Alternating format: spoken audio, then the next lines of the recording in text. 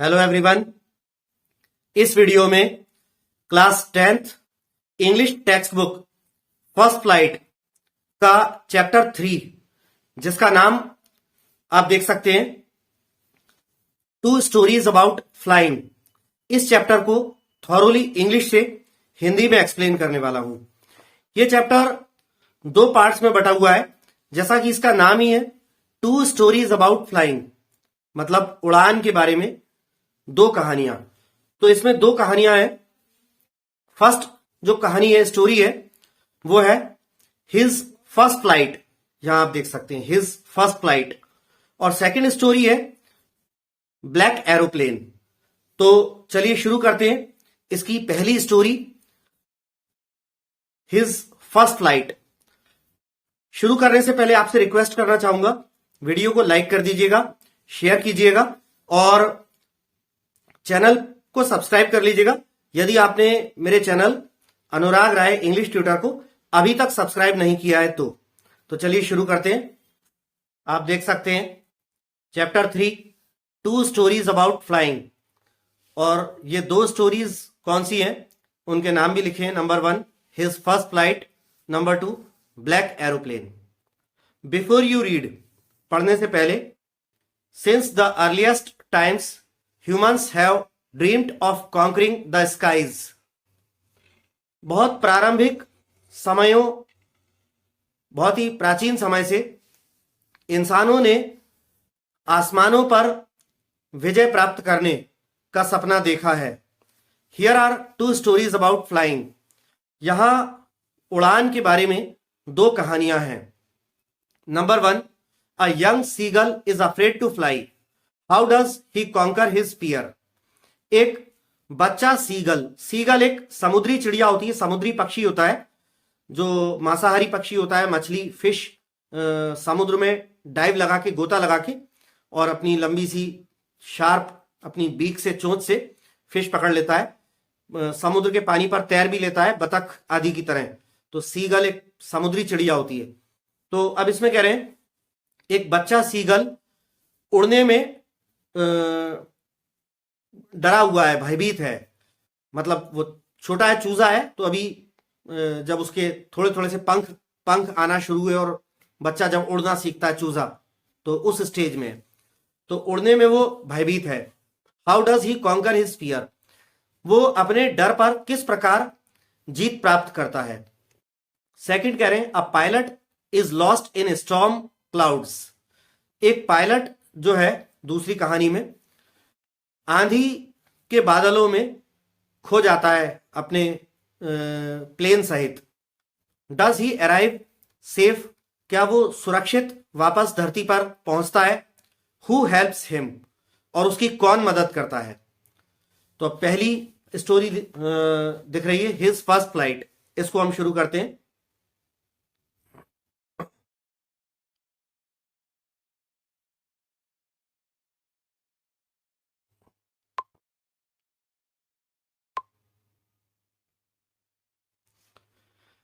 तो इसमें कह रहे हैं the young seagull was alone on his लेज।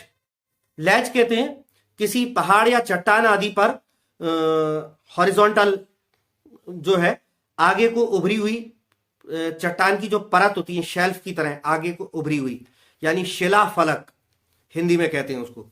तो कह रहे हैं कि वो छोटा सीगल बच्चा, चूजा, अपनी शिला फलक पर अकेला था। His 2 brothers and his sister had already flown away the day before।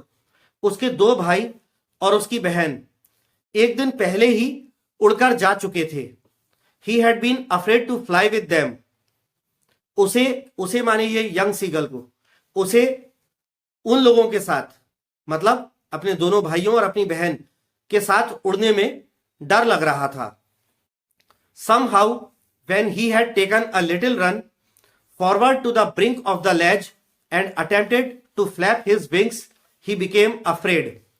Brink का मतलब होता है किनारा और फ्लैप माने फड़फड़ाना।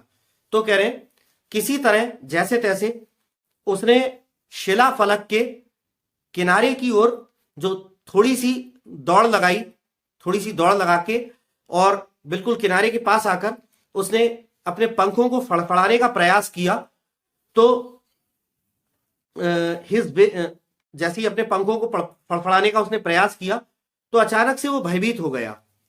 वो दौड़ता हुआ आया और शिलाफलक के किनारे पर पंख फड़फड़ाए, लेकिन अचानक से डर गया। कारण भी बताएंगे कि क्यों डरा। The great expanse of sea stretched down beneath and it was such a long way down, miles down. वो जिस पहाड़ पर, चट्टान पर की शिलाफलक पे बैठा था, वहां से नीचे समुद्र का विशाल विस्तार दूर दूर तक फैला हुआ था, और वो ऊपर से नीचे तक का रास्ता भी बहुत लंबा रास्ता था, मीलों दूर, मीलों नीचे तक का रास्ता था, और नीचे समुद्र था।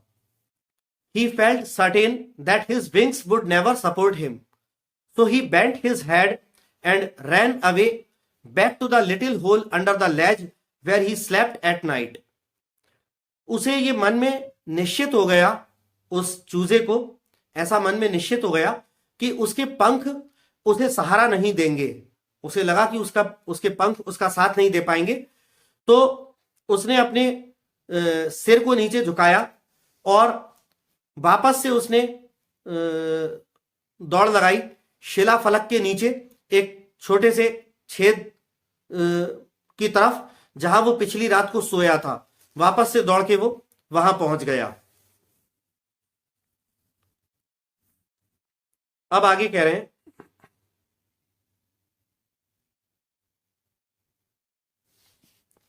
even when each of his brothers and his little sister, whose wings were far shorter than his own, ran to the brink, flapped their wings and flew away, he failed to muster up courage to take that plunge which appeared to him so desperate. तो इसको टुकड़ों में explain कर देता हूं। Even when each of his brothers and his sisters and his little sister, whose wings were far shorter than his own, ये कह रहे हैं कि यहां तक कि उसके दोनों भाई और उसकी छोटी बहन, उस यंग सीगल चूजे की छोटी बहन, उसके दोनों भाई और उसकी छोटी बहन, वो छोटी बहन जिसके पंख इस चूजे के अपने पंखों से भी ज्यादा छोटे थे, वो तीनों भी दौड़कर शिलाफलक के किनारे पर दौड़कर चले गए थे। अपने पंख उन्होंने फड़फड़ाए थे और उड़कर जा चुके थे, लेकिन क्या हुआ? He failed to muster up courage to take that plunge, plunge माने कूद या छलांग, which appeared to him so desperate, लेकिन ये चूजा नाकाम रहा वो साहस या हिम्मत जुटाने में जिससे वो उस किनारे से वो छलांग या वो कूद लगा सके, वो कूद या छलांग जो उसे बहुत ही हताश या निराश सी नजर आती थी। आगे कहते हैं, his father and mother had come around calling to him shrilly, upbraiding him, threatening to let him starve on his ledge unless he flew away. तो ये कह रहे हैं, थोड़ी सी लाइन पीछे रह गई है, उसको वापस इधर करता हूं। His father and mother had come around calling to him shrilly. उसके माता पिता उड़ते हुए उसके इर्द गिर्द आ गए थे, उसे तीखे स्वर में अपनी आवाजें निकालते हुए, तीखे स्वर में उसे पुकारते हुए माता पिता उसके इर्द गिर्द आ गए थे। अपब्रेडिंग हिम, उसे डांटते फटकारते हुए। Threatening to let him starve on his ledge unless he flew away, और उसे यह धमकाते हुए कि यदि वो उड़कर नहीं चला जाता है तो उसे वहीं उस शिलाफलक पर भूखा मरने के लिए छोड़ दिया जाएगा। But for the life of him he could not move, लेकिन अपने जीवन की खातिर वो वहां से नहीं, टस से मस नहीं हुआ। उसे डर लग रहा था, उसे लग रहा था कि पंख अगर काम नहीं करेंगे तो मैं तो चट्टान से बहुत नीचे जाके समुद्र में गिरूंगा और मर जाऊंगा, तो वो वहां से नहीं हटा।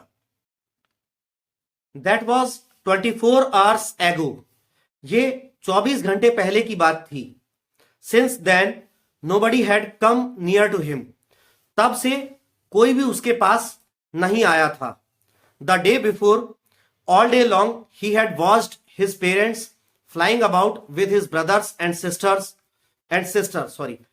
perfecting them in the art of flight, teaching them how to skim the waves and how to dive for fish. आगे ये कह रहे हैं द डे बिफोर, एक दिन पहले, ऑल डे लॉन्ग, पूरा दिन भर, ही had watched his parents flying about with his brothers and sister, एक दिन पहले पूरा दिन भर उसने अपने माता पिता को अपने दोनों भाइयों और अपनी बहन के इर्द गिर्द आसपास उड़ते हुए देखा था। Perfecting them in the art of flight, उन्हें यानी उसके भाइयों और बहन को उड़ने की कला में एक्सपर्ट करते हुए, निपुण बनाते हुए देखा था उसने अपने माता पिता को। Teaching them how to skim the waves, और उसने अपने माता पिता को, अपने भाइयों और बहन को यह भी सिखाते हुए देखा था कि वेव्स, समुद्र की लहरों को छूकर वापस कैसे उड़ जाना है। And how to dive for fish, और मछली पकड़ने के लिए समुद्र के पानी के अंदर कैसे गोता लगाना है, ये सब सिखाते हुए उसने अपने माता पिता को देखा था। आगे कह रहे हैं he had in fact seen his older brother catch his first herring and devour it standing on a rock while his parents circled around raising a proud cackle. Cackle माने उनकी कौ या काव काव की वैसी आवाजें, वो आवाज का साउंड। और हेरिंग जो है, हेरिंग एक फिश होती है, एक मछली होती है, उसका नाम होता है। डेवर का मतलब होता है बड़े लालच के साथ ललचा ललचा कर खाना।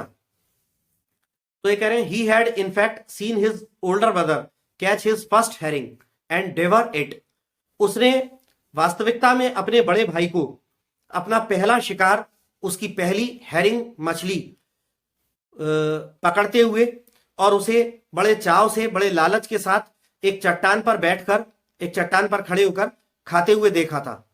जबकि while his parents circled around raising a proud cackle, जबकि उसके माता पिता उसके बड़े भाई के इर्द गिर्द आ गए थे, गोल गोल हवा में उड़ रहे थे और गर्व से भरी कैकल की अपनी आवाजें, काव काव की आवाजें बुलंद कर रहे थे, क्योंकि उन्हें गर्व हो रहा था कि हमने अपने एक बच्चे को उड़ना सिखा दिया और फिश पकड़ना, शिकार करना सिखा दिया। And all the morning the whole family had walked about on the big plateau midway down the opposite cliff taunting him with his cowardice. Plateau का मतलब होता है पठार, मतलब समतल भूमि। किसी पहाड़ वगैरह पे भी समतल भूमि आ जाती है तो उसे प्लेट्यू कहते हैं, पठार। क्लिफ माने चट्टान, टॉन्टिंग, टॉन्ट माने ताना मारना, कॉवर्डिस माने कायरता। तो ये कह रहे हैं and all the morning the whole family had walked about on the big plateau midway down the opposite cliff taunting him with his cowardice. और पूरी सुबह उस यंग सीगल पक्षी का पूरा परिवार सामने वाली चट्टान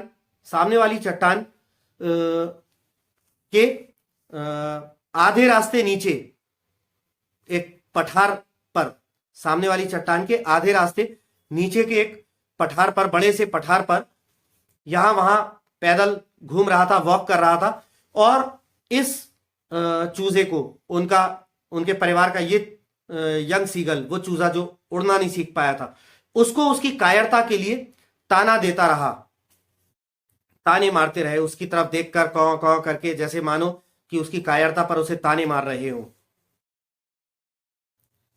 the sun was now ascending the sky blazing on his ledge that faced the south.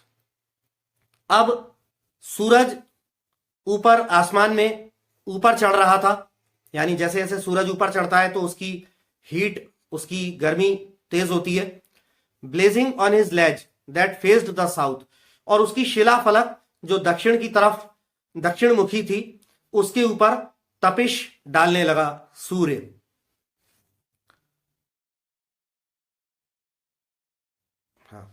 He felt the heat because he had not eaten since the previous nightfall. उसे सूर्य की तपिश से गर्मी महसूस होने लगी क्योंकि उसने पिछली रात से कुछ भी नहीं खाया था।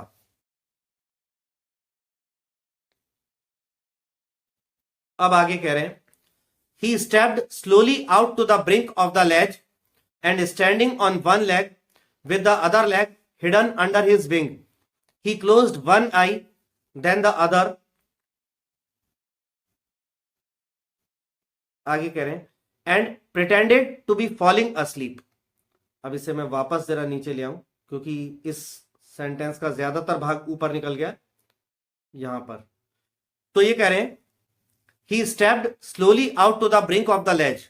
वो शिला फलक के किनारे की ओर थोड़ा सा उसने धीरे धीरे कुछ कदम आगे बढ़ाए, शिला फलक के किनारे की ओर। And standing on one leg with the other leg hidden under his wing, और एक पैर पर खड़ा होते हुए, एक टांग पर खड़ा होते हुए, और दूसरा पैर उसने अपने पंखों के अंदर छुपा लिया। ही क्लोज्ड वन आई, फिर उसने अपनी एक आंख बंद करी, देन द अदर, फिर दूसरी आंख बंद करी, और फिर क्या हुआ, and pretended to be falling asleep, और सोया हुआ होने का उसने दिखावा किया, नाटक किया। Still they took no notice of him, फिर भी उन लोगों ने उस पर कोई ध्यान नहीं दिया। He saw his two brothers and his sister lying on the plateau dosing with their heads sunk into their next, उसने अपने दोनों भाइयों और अपनी बहन को पठार पर अपने सिर अपनी गर्दनों में दबाए ऊंघते हुए, झपकियां लेते हुए देखा।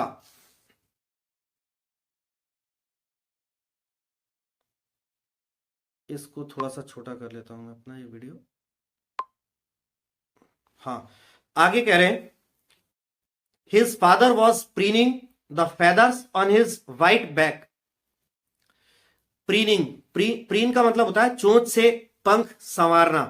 पक्षी अपनी चोंच से अपने पंखों को संवारते हैं, जैसे अपन लोग कॉम से, कंगे से बालों को संवारते हैं, वो अपनी चोंच से कंगे को संवारते हैं।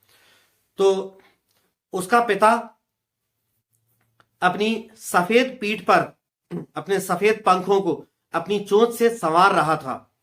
Only his mother was looking at him, सिर्फ उसकी मां उसे देख रही थी। She was standing on a little high hump on the plateau, her white breast thrust forward. Hump का मतलब है कुछ उभरा हुआ, कुबड़ जैसा, जैसे ऊंट के पीठ पर कुबड़ सा उभरा होता है। तो ये कह रहे हैं, उसकी मां पठार पर एक छोटा सा कम ऊंचाई पे उठा हुआ, उभरा हुआ एक पत्थर होगा, कुबड़ सा होगा पठार पर, उसके ऊपर खड़ी थी, और उसका सफेद सीना जो था, वक्षस्थल, उसका सफेद सीना आगे की ओर निकला हुआ था, आगे की ओर जमीन की ओर झुका हुआ था। Now and again she tore at a piece of fish that lay at her feet and then scraped each side of her beak on the rock. बार बार उसकी मां अपने पैरों में पड़ी हुई एक मछली के टुकड़े को अपनी चोंच से चीरती थी, और फिर चट्टान पर अपनी चोंच को दोनों तरफ से घिसकर उसे घिसती थी। वो अपनी पक्षी जो है, अपनी जो शिकारी पक्षी होते हैं, अपनी चोंच को शार्प करने के लिए, पैना करने के लिए ऐसा करते हैं। तो बार बार अपने पैरों के पास रखी मछली को उस यंग सीगल पक्षी की मां अपनी चोंच से चीरती थी, और फिर चट्टान पर अपनी चोंच को दोनों साइड से घिसती थी। The site of the food मैडेंड him, ये वो देख रहा था नन्हा सीगल पक्षी, तो भोजन का दृश्य, वो मछली के टुकड़े देख रहा था, भोजन का दृश्य उसे पागल कर रहा था, क्योंकि उसने एक दिन से भी ज्यादा समय हो गया था, उसने कुछ खाया नहीं था। How he loved to tear food that way, scraping his beak now and again to whet it. Whet का मतलब होता है उसे पैना करना या तीव्र करना।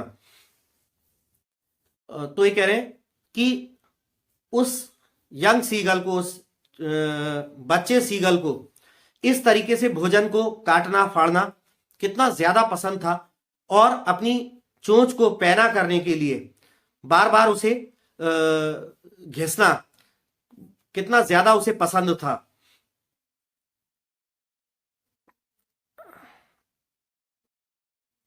आगे कह रहे हैं, ga ga ga he cried begging her to bring him some food. वो पक्षी जो है अपनी माँ को गा गा गा ऐसे करता हुआ आवाजें लगाता है, उससे ये गिड़गिड़ाकर निवेदन करते हुए कि उसके लिए कुछ खाना ले आए। गा कोल आह, शी स्क्रीम्ड बैक डिराइसिवली। उसकी मां उपहासपूर्ण तरीके से गा कोल आह ऐसी आवाज में चीखती है। But he kept calling plaintively and after a minute or so he uttered a joyful scream. Plaintively का मतलब है एक शिकायत भरे लहजे में, और जॉयफुल स्क्रीम मतलब खुशी से भरी चीख। अटर का मतलब है मुंह से कुछ शब्द निकालना ऐसे। तो कह रहे हैं but he kept calling plaintively, लेकिन वो बस साधारण शिकायत भरे लहजे में अपनी मां को पुकारता रहा। And after a minute or so he uttered a joyful scream, और 1 या 2 मिनट बाद उसके मुंह से खुशी से भरी चीख निकली। अब देखते हैं खुशी से भरी चीख क्यों निकली। His mother had picked up a piece of the fish and was flying across to him with it. इसलिए खुशी से भरी चीख निकली क्योंकि उसकी मां ने मछली का एक टुकड़ा अपनी चोंच में उठा लिया था और उसे लिए वो उसकी तरफ उड़कर आ रही थी। इसलिए उसे खुशी हुई, उसे लगा कि मां उसके लिए फिश लेकर आ रही है, ऐसा उसे लगा। He leaned out, lean out माने आगे की ओर झुकना। ही लीन्ड आउट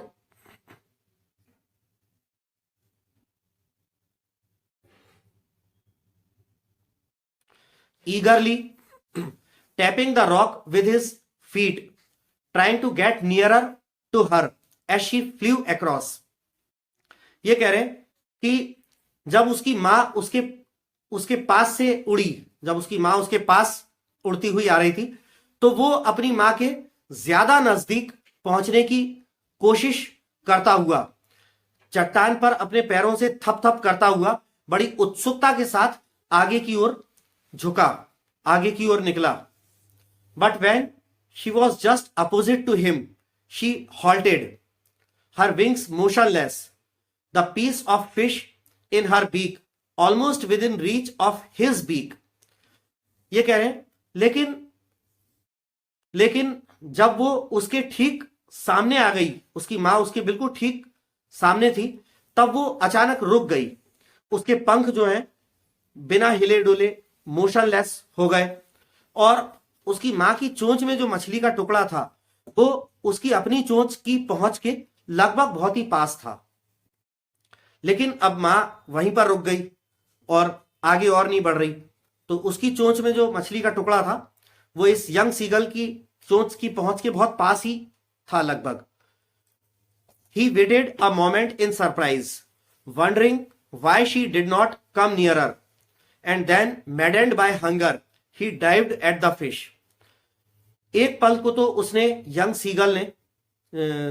सीगल के चूजे ने आश्चर्य में इंतजार किया, यह आश्चर्य करते हुए कि मां और ज्यादा पास क्यों नहीं आई।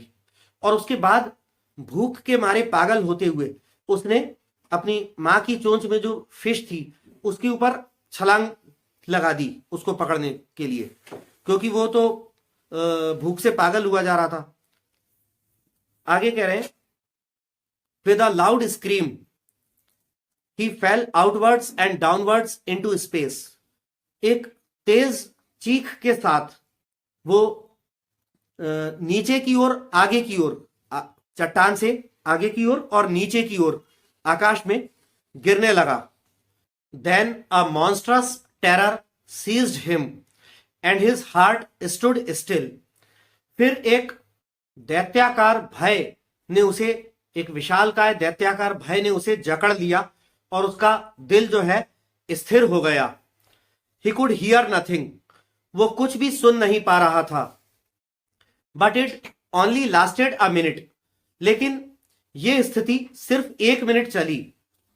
The next moment he felt his wings spread outwards, अगले ही पल उसने अपने पंखों को आगे की ओर फैला हुआ महसूस किया। The wind rushed against his breast feathers, then under his stomach and against his wings. इसलिए उसने अपने पंखों को फैला हुआ महसूस किया क्योंकि जब वो नीचे गिर रहा था तो क्या होता है, हम जिस दिशा में जा रहे होते हैं हवा उससे अपोजिट डायरेक्शन में चलती है। यदि हम आगे को जा रहे हैं तो हवा इधर पीछे को महसूस होगी। तो वो नीचे की ओर जा रहा था तो हवा जो है उसके नीचे उसके सीने के पंखों के विरुद्ध उन पर टकरा रही थी, सीने के पंखों की ओर चल रही थी हवा। देन अंडर हिज स्टमक, फिर उसके पेट के नीचे हवा चल रही थी। एंड अगेंस्ट हिज विंग्स, और उसके पंखों के विरुद्ध, जैसे पंख उसके वो पूरा गिर रहा था तो पंख उसके नीचे जा रहे थे तो हवा ऊपर क्यों आ रही थी, तो हवा के ऊपर आने से पंख खुल गए। अब आगे क्या होता है, he could feel the tips of his wings cutting through the air. वो अपने पंखों के जो किनारे होते हैं, छोर होते हैं, उनसे हवा को काटता हुआ उसने महसूस किया। He was not falling headlong now. अब वो नीचे हवा में सिर के बल नहीं गिर रहा था, अब वो उड़ने वाली स्टाइल में नीचे उतर रहा था। He was soaring gradually downwards and outwards. वो धीरे धीरे आगे की ओर, नीचे की ओर और आगे की ओर धीरे धीरे उड़ता हुआ नीचे की ओर उतर रहा था। He was no longer afraid. अब वो और भयभीत नहीं था। He just felt a bit dizzy. उसे बस हल्का सा चक्कर सा आ रहा था।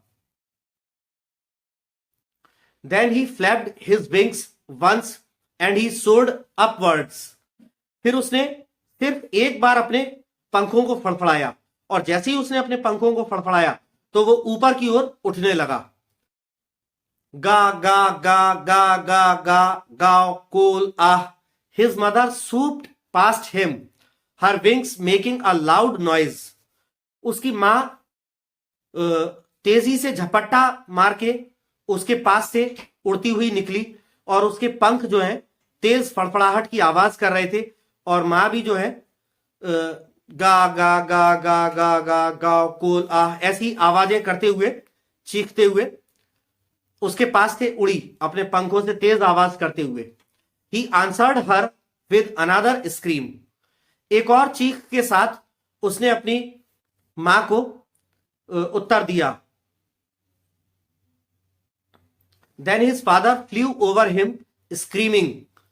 फिर उसका पिता चीखता हुआ, उड़ता हुआ उसके ऊपर आ गया। He saw his two brothers and his sister flying around him, curveting and banking and soaring and diving. Curveting माने घोड़े की तरह छलांग लगाना या कूद लगाना, ठीक। बैंकिंग का मतलब होता है एक पंख नीचा किया, एक पंख ऊंचा किया। कभी पक्षी जब उड़ने के दौरान मुड़ते हैं तो वो ऐसे हो जाते हैं, एक पंख ऊपर उड़ जाता है, एक पंख नीचे हो जाता है। सोरिंग, सोर माने ऊपर उठना, डाइव माने नीचे गोता लगाना। तो ये कह रहे हैं he saw his two brothers and his sister flying around him.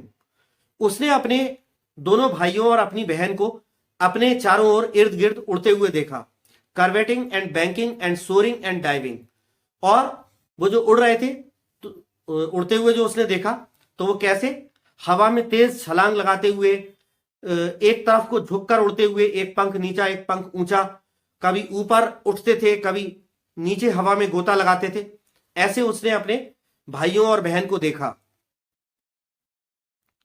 Then he completely forgot that he had not always been able to fly and commanded himself to dive and soar and curve, shrieking shrilly.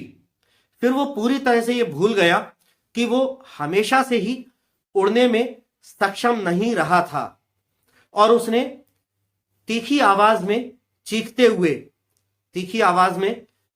हुए हवा में उड़ने की, हवा में मुड़ने की, नीचे गोता लगाने की अपनी कला जो उसने सीख ली थी, उस पर उसने तीखी आवाज में चीखते हुए स्वयं की तारीफ करी। आगे कह रहे हैं, he was near the sea now, flying straight over it, facing straight out over the ocean. अब वो समुद्र के नजदीक था, समुद्र के ठीक ऊपर उड़ रहा था, और वो समुद्र के ठीक ऊपर था, अपना मुंह आगे की ओर करा, समुद्र के ठीक ऊपर उड़ रहा था। He saw a vast green sea beneath him, with little ridges moving over it, and he turned his beak sideways and cawed amusedly. Ridges का मतलब है उभरे हुए टीले या चट्टान आदि, और कॉ जो लिखा है कॉड अम्यूजली, कॉ का मतलब काव काव करना, अम्यूजली माने मनोरंजक ढंग से, प्रसन्नता पूर्वक। तो इसमें कह रहे हैं he saw a vast green sea beneath him, उसने अपने नीचे एक बहुत चौड़ा हरा समुद्र देखा, with little ridges moving over it, और उस समुद्र पर उसके पानी में नीचे से कोई ना के बराबर ही कोई चट्टाने वगैरह कोई उभरी हुई निकली हुई थी। And he turn his beak sideways, और उसने अपनी चोंच को एक तरफ तिरछा मोड़ा और मनोरंजक ढंग से काव काव की आवाज उसने निकाली। His parents and his brothers and sister had landed on this green flooring ahead of him. उसके माता पिता, उसके दोनों भाई और उसकी बहन, उसके आगे जो ये हरा फर्श था, फर्श ये समुद्र को कह रहे हैं, ये बहुत चौड़ा फैला हुआ जो हरा फर्श रूपी जो समुद्र था, उस पर उसके माता पिता, उसके दोनों भाई और बहन उतर गए थे, लैंड कर गए थे। They were beckoning to him calling shrilly. Beckon का मतलब होता है इशारे से बुलाना, और श्रीली का मतलब होता है तीखी आवाज। वे सारे लोग, उसके माता पिता, उसके दोनों भाई, उसकी बहन, वे सारे लोग तीखी आवाज करते हुए उसे इशारे करके अपनी ओर बुला रहे थे। He dropped his legs to stand on the sea, on the green sea. उसे अभी वो समुद्र में पहले तो कभी आया नहीं था, तो उसे लगा कि वो अपने पैरों के बल उस पर खड़ा हो जाएगा समुद्र पर। तो उसने, और पक्षी जब उड़ते हैं तो उनके जो पैर हैं वो पीछे की ओर चले जाते हैं, पंखों के अंदर बंद हो जाते हैं, नीचे की ओर लटका कर नहीं उड़ते। लेकिन जब वो जमीन पर लैंड करते हैं तो पैर नीचे उतार लेते हैं। तो ये कह रहे हैं he dropped his legs to stand on the green sea. हरे समुद्र पर खड़े होने के लिए उसने अपने पैर, जो कि पेट पर पीछे पंखों की तरफ लगे थे, वो पैरों को उसने नीचे लटकाया, हरे समुद्र पर उतरने के लिए, खड़ा होने के लिए। His legs sank into it. उसकी जो टांगे थी, उसके पैर जो थे, वो समुद्र के पानी में डूब गए। He screamed with fright and attempted to rise again flapping his wings. जब उसके पैर पानी में डूबे तो उसे डर लगा कि मैं डूब तो नहीं जाऊंगा, तो वो डर के मारे चीखा और उसने अपने पंखों को फड़फड़ाया दोबारा से ऊपर उठने के लिए। But he was tired and weak with hunger and he could not rise. लेकिन वो थका हुआ था और कमजोर था, भूख के मारे थका हुआ भी था और भूख के मारे कमजोर भी था, तो वो पंखों से फड़फड़ाकर ऊपर नहीं उठ पाया। एग्जॉस्टेड का मतलब है थक कर चूर, थका हारा। Exhausted by the strange exercise, और वो इस विचित्र व्यायाम से थक कर चूर हो चुका था। ये उड़ने के अभ्यास में जो इतनी उसका अजीबोगरीब तरह की एक्सरसाइज हो गई थी पहली बार, इससे वो थक कर चूर हो गया था और पंख फड़फड़ाकर दोबारा ऊपर उठ नहीं पाया। His feet sank into the green sea and then his belly touched it and he sank no further. ये कह रहे हैं उसके पैर हरे समुद्र में डूब गए। फिर जब पैर डूबे तो पैर वो नीचे जा रहा था, तब उसका बैली, उसका पेट समुद्र के पानी पर टच किया और उसके बाद वो और आगे नहीं डूबा। He was floating on it.